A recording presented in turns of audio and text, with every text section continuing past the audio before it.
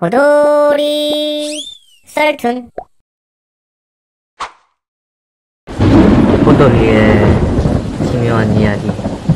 실종된 사람 수만 수십 명. 어느 날 인터넷 사이트에 올라온 단 하나의 글 때문에 많은 사람들이 행방불명됐다면 믿으시겠습니까? 오늘의 이야기는 실제 일본의 한 인터넷 사이트에서 벌어진 이야기입니다. 2004년 9월 일본 오카야마의 쿠라시키시 6명의 남녀가 술을 마신 후 담력 체험을 하기 위해 당시 심령 스팟으로 유명한 도레미인 쿠라시키라는 러브 호텔로 향한다. 2m 정도 되는 울타리를 넘어 계속해서 목적지로 향한 6명.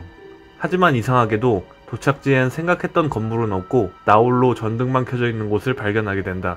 그 전등 바로 아래에는 큰 뚜껑이 있었다. 뭐라 표현할 수 없는 구린 냄새가 뚜껑 속에서 올라오고 있었다. 6명 중 담력이 강했던 K를 선두로 남자들만 그 뚜껑 아래로 들어가 보기로 결심한다. 그리고 몇 분 후 얼마 되지 않아 안에 들어갔던 3명 중 2명이 뛰쳐나오며 다음과 같이 말한다. 안에 누가 있어! 위험해 여기! 뚜껑 안쪽을 걷는 도중 누군가가 쫓아와 허겁지겁 도망쳤다는 것. 하지만 아직 뚜껑 안에서 나오지 못한 K가 있었기에 5명 중 3명만 울타리를 넘어 타고 왔던 차로 피신하고 2명은 그 뚜껑 앞에서 K를 기다리게 된다. 하지만 시간이 지나도 감감무소식인 K. 친구들은 K를 찾기 위해 인터넷에 글을 올리게 된다. 실제로 이런 일이 가능하냐며 지어낸 이야기 아니냐는 사람들의 비난 속에 한 남자가 자신을 가라데 검은 띠라 소개하며 내가 가서 그 사람을 구해오면 되는 거지? 라는 글을 올리고 실제 그 장소로 향하게 된다. 계속해서 사진을 올려가며 실시간으로 상황을 보고하던 현장에 도착한 그는 뚜껑 안에서 비린내가 심하게 나고 있으며 안에 2명 이상의 남자가 있는 것 같다고 사진과 함께 글을 올린다. 그리고 행방불명. 이에 해당 사이트의 유저들은 크게 당황하게 되고 이후 호기심이 생긴 몇몇 유저들이 자신들도 가보겠다며 글을 올렸으나 모두 행방불명되고 만다. 일이 점점 커지자 결국 경찰이 출동, 해당 뚜껑의 위치를 찾아내었는데 뚜껑은 안에서부터 용접이 되어 있어 밖에서는 절대 열 수 없는 상태였다. 이후 사건의 심각성을 느낀 해당 사이트의 운영자는 이번 사건과 관련된 게시글을 전부 삭제하였고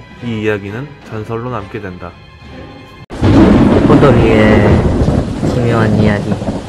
패러럴 월드, 다른 말로 평행세계. 여러분들은 우리가 살고 있는 이 세계 말고 또 다른 세계가 있다고 믿으시나요? 오늘의 이야기는 누구나 한 번쯤은 겪어봤을지도 모르는 평행세계에 관련된 짧은 경험담입니다. 2015년 6월 7일 어느 날과 같이 나는 지하철을 타고 집으로 향하고 있었다. 역에서 내려서 개찰구를 통과해 밖에 나온 그때 나는 평소와 다른 무언가를 느낀다. 평소와는 달리 사람 한 명 없는 거리, 그리고 분명히 역 앞에 있어야 할 택시 승강장의 사라짐. 핸드폰의 인터넷과 전화마저 잘 터지지 않았다.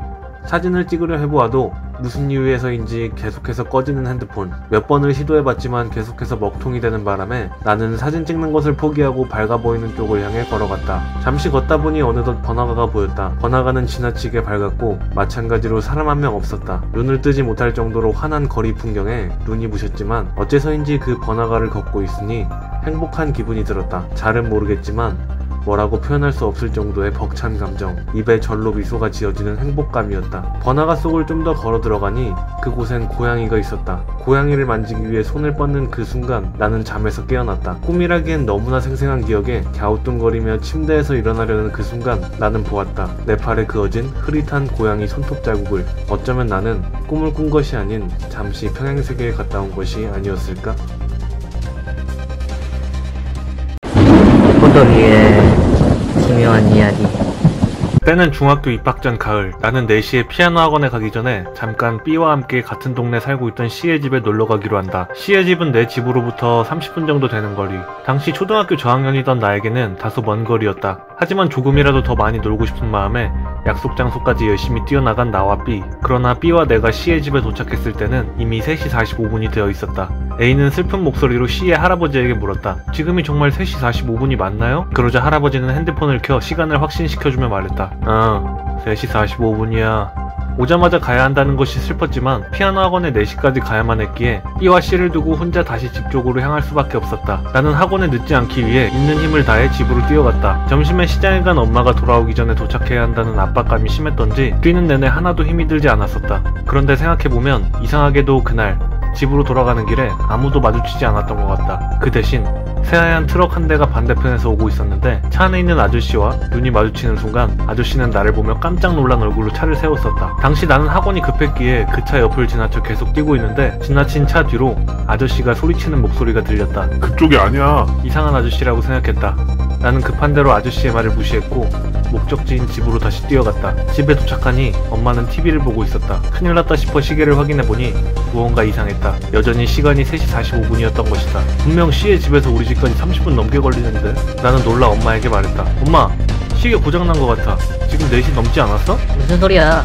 TV 시계도 똑같은데? TV 속 시계도 오후 3시 45분을 가리키고 있었다. 너무나도 이상했다. 나는 다시 엄마에게 물었다. 그나저나 엄마, 오늘 시장에서 빨리 돌아왔네? 얘가 오늘따라 왜 이렇게 이상한 소리를 해? 오늘 계속 같이 집에 있었으면서. 말도 안 됐다. 분명 엄마가 점심쯤 시장에 갈 때 아빠랑 같이 배웅해줬던 기억이 생생한데 그 순간 집 오는 길에 만났던 트럭 아저씨가 생각났다. 그쪽이 아니야! 그로부터 5년이 지났지만 그 후로 별다른 이상한 일은 없었다. 그저 분명 왼손잡이였던 엄마가 오른손을 쓰고 계신다는 정도의 변화밖에는. 어쩌면 트럭 아저씨가 나를 향해 소리 지를 때 내가 멈춰 아저씨의 얘기를 제대로 들었다라면 지금쯤 뭔가 달라졌을지도 모른다고 가끔 생각한다. 꿈이었을지도 모르지만 어쨌든 이것이 바로 내가 겪은 가장 기묘한 이야기이다. 호돌이의 기묘한 이야기.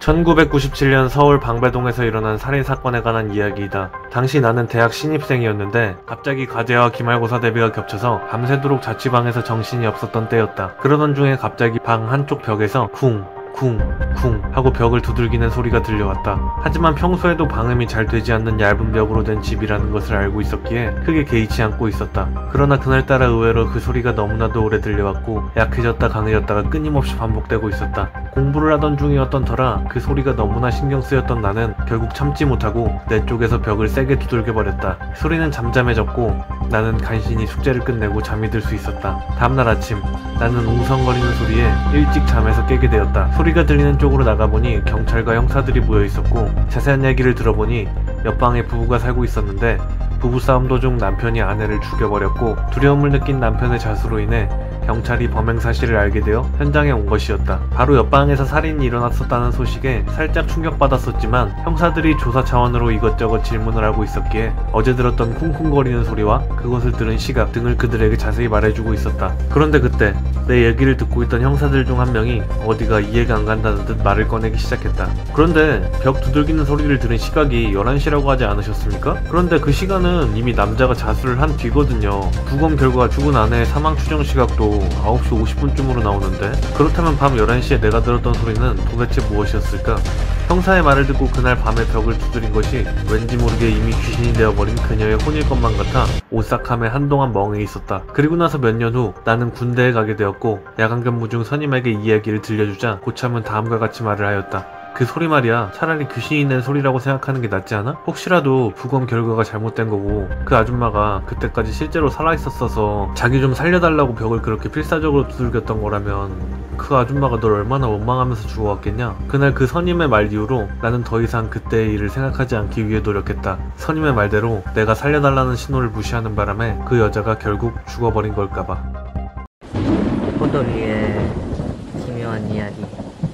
2002년 여름날 밤 나는 혼자서 드라이브를 하고 있었다. 일산의 한 호수 근처를 지나고 있을 무렵 전방에 통나무 같은 물건이 차 앞에 아른거리길래 나는 위험하다 싶어 속도를 줄여 피하려 하였다. 차 속도를 줄이자 그 물건이 보다 또렷하게 보였는데 자세히 보니 조금씩 움직이고 있는 듯했다. 나는 차에서 내려서 그 물건에 가까이 다가갔다.